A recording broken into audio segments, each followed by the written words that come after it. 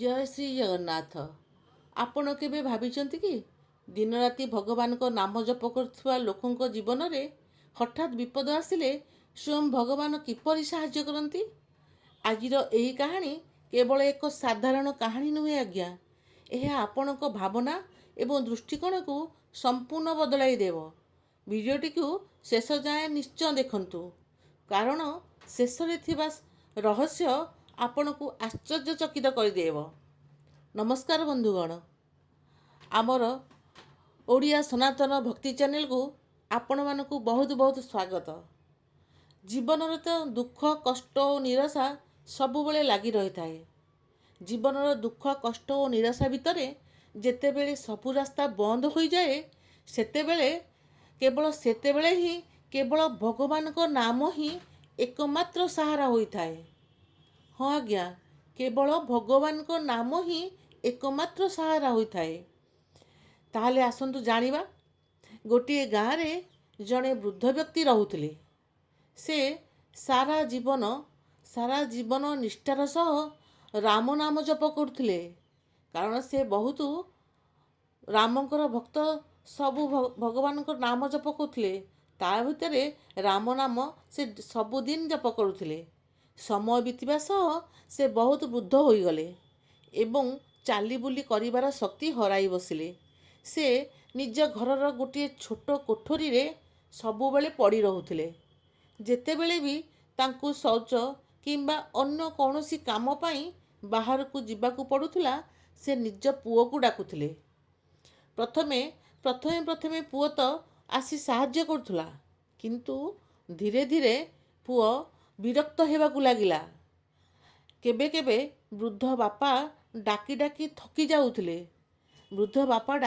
ଥକି ଯାଉଥିଲେ ବି ପୁଅ କେବେ ବି ଆସୁନଥିଲା କି ବାପାଙ୍କ ଡାକକୁ ଟିକେ ବି ଶୁଣୁନଥିଲା। ଫଳରେ ବୃଦ୍ଧ ଜଣକ ଅନେକ ସମୟରେ ଅସହାୟ ହୋଇ ପଡ଼ି ରହୁଥିଲେ। ଦିନେ ରାତିରେ ବୃଦ୍ଧ ବ୍ୟକ୍ତି ଜଣକର ବହୁତ କଷ୍ଟ ପାଇ ନିଜର ଆରାଧ୍ୟ ପ୍ରଭୁ ଶ୍ରୀରାମଙ୍କୁ ମନେ ମନେ ସ୍ମରଣ କଲେ ଏବଂ ଆଖିରୁ ଲୁହ ଗଡ଼ାଇ କହିଲେ, ହେ ପ୍ରଭୁ, ମୋର ଏହି ଅସହାୟତା କ'ଣ ମୋର ଭକ୍ତିର ଫଳ? ଠିକ୍ ସେହି ସମୟରେ ଅନ୍ଧାର କୋଠରୀ ଭିତରକୁ ଜଣେ କୋମଳ ଏବଂ ସୁନ୍ଦର ଯୁବକ ପ୍ରବେଶ କଲେ। ସେହି ଯୁବକ ଜଣକ ବହୁତ ଆଦର ଏବଂ ସ୍ନେହର ସହ ବୃଦ୍ଧଙ୍କୁ ଉଠାଇଲେ ଏବଂ ତାଙ୍କର ସେବା କଲେ ଏବଂ ବିଛଣା ମଧ୍ୟ ସଫା କରିଦେଲେ। ବୃଦ୍ଧ ବ୍ୟକ୍ତି ଜଣକ ଭାବିଲେ, ବୋଧହୁଏ ମୋ ପୁଅର ମନ ବଦଳି ଯାଇଛି, କାରଣ ଆଗରୁ ତ ପୁଅକୁ ଡାକିଲେ ସେ ଜମା କେବେ ବି ଶୁଣୁନଥିଲା, କିନ୍ତୁ ଏବେ ବୋଧେ ତା କାନକୁ ଶୁଭିଲା, ସେଥିପାଇଁ ବୋଧେ ମୋ ସେବା କରିବାକୁ ଆସିଛି। ଏହିପରି କ୍ରମାଗତ କିଛି ଦିନ ବିତିଗଲା। ପ୍ରତିଦିନ ରାତିରେ ସେହି କୋମଳ ସ୍ପର୍ଶ ବାଳକ ଆସିକି ବୃଦ୍ଧଙ୍କର ସବୁ ସେବା ଦେଇ ଯାଉଥିଲା। ଦିନେ ବୃଦ୍ଧ ବ୍ୟକ୍ତି ଭାବିଲେ, ଇଏ କିଏ? ସେ ମୋ ପୁଅ ତ। ଦିନେ ବୃଦ୍ଧ ବ୍ୟକ୍ତି ଜଣକ ସେହି ଯୁବକଙ୍କ ହାତ ଧରି ପକାଇଲେ ଏବଂ ହାତ ଧରି ପଚାରିଲେ, ପୁଅ, ଆଜି ପର୍ଯ୍ୟନ୍ତ ତୁ ତ ମୋ ଡାକ ଜମା ଶୁଣୁନଥିଲୁ, ହଠାତ୍ ତୋ ଭିତରେ ଏତେ ପରିବର୍ତ୍ତନ କିପରି ଆସିଲା? ବୃଦ୍ଧ ଜଣକ ବହୁତ ଆଶ୍ଚର୍ଯ୍ୟ ହୋଇଯାଇଥିଲେ। କହିଲେ, କିପରି ପୁଅ ପରିବର୍ତ୍ତନ ହୋଇଗଲା? ସେ ତ ଜମା ବି ଶୁଣୁନଥିଲା ଡାକିଲେ। ସେହି ସମୟରେ କୋଠରୀରେ ଏକ ଅଲୌକିକ ଆଲୋକ ଖେଳିଗଲା। ସେହି ଯୁବକ ଜଣକ କହିଲେ, ହେ ଭକ୍ତ, ମୁଁ ଆପଣଙ୍କ ପୁଅ ନୁହେଁ। ଆପଣଙ୍କ ନିଷ୍ଠାପର ରାମ ନାମ ଜପ ମୋତେ ଏଠାକୁ ଟାଣି ଆଣିଛି। ଯେଉଁଠି ସାଂସାରିକ ସମ୍ପର୍କ ସରିଯାଏ, ସେଠାରୁ ଭଗବାନଙ୍କ ସମ୍ପର୍କ ଆରମ୍ଭ ହୁଏ। ଏହା ଶୁଣି ବୃଦ୍ଧଙ୍କ ଆଖିରୁ ଆନନ୍ଦାଶ୍ରୁ ବହିଗଲା, ଧାର ଧାର ହୋଇକି ଲୁହ ବହିଗଲା। ସେ ବୁଝିପାରିଲେ ଯେ ସ୍ୱୟଂ ପ୍ରଭୁ ହିଁ, ରାମଚନ୍ଦ୍ର ହିଁ ତାଙ୍କର ସେବା କରୁଥିଲେ। ସେ ଆଶ୍ଚର୍ଯ୍ୟ ହୋଇଗଲେ, କାନ୍ଦି ପକାଇଲେ। ଭକ୍ତି ଭାବରେ ଧାର ଧାର ହୋଇ ଲୁହ ଝରି ଯାଉଥାଏ ତାଙ୍କ ଆଖିରୁ।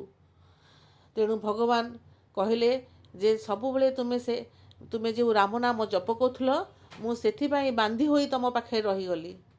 ଭଗବାନ ତ ଭକ୍ତ ପାଖରେ ସବୁବେଳେ ବାନ୍ଧି ହୋଇଯାଏ। ଭଗବାନ ତ ସବୁବେଳେ ଭକ୍ତର ଡାକ ଶୁଣୁଥାଏ। ତାହେଲେ ବନ୍ଧୁଗଣ, ଏହି କାହାଣୀରୁ ଆମକୁ ଏହି ଶିକ୍ଷା ମିଳିଲା ଯେ ଜୀବନରେ ଯେତେବେଳେ ବି ସମସ୍ତେ ଆପଣଙ୍କ ସାଥ ଛାଡ଼ିଦେବେ ନା, ସେତେବେଳେ ସେତେବେଳେ ବି ଆପଣଙ୍କର ସଚ୍ଚା ଭକ୍ତି ଏବଂ ସତ୍କର୍ମ ଆପଣଙ୍କ ସହ ରହିବ। କେହି ନଥିଲେ ବି ଭଗବାନ ଆପଣଙ୍କ ପାଖରେ ରହିଥିବେ। ରାମ ନାମ କେବଳ ଏକ ଶବ୍ଦ ନୁହେଁ ଆଜ୍ଞା, ଏହା ହେଉଛି ବିଶ୍ୱର ସବୁଠାରୁ ବଡ଼ ଶକ୍ତି। ଆପଣଙ୍କୁ ଏହି କାହାଣୀଟି କିପରି ଲାଗିଲା କମେଣ୍ଟରେ ଜୟ ଶ୍ରୀରାମ ନିଶ୍ଚୟ ଲେଖନ୍ତୁ।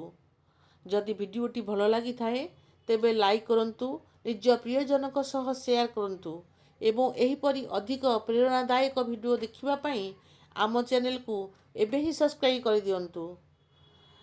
ଧନ୍ୟବାଦ ଆଜ୍ଞା। ଜୟ ଶ୍ରୀ ଜଗନ୍ନାଥ। ପୁଣି ଆସିବି ଆଉ ଗୋଟିଏ ସୁନ୍ଦର କାହାଣୀ ଏବଂ ଭଗବାନଙ୍କ ନାମରେ କେମିତି ମୁକ୍ତି ମିଳିବ, କେମିତି ଆମେ ଭଗବାନଙ୍କୁ ପାଇପାରିବା, ସେହି ବିଷୟରେ ଭଗବାନଙ୍କୁ କେମିତି ଆମେ ପାଇପାରିବା, ଭଗବତ ପ୍ରାପ୍ତିର ମାର୍ଗ କ'ଣ, ଏହି ବିଷୟରେ ନିଶ୍ଚୟ ଆଲୋଚନା କରିବା।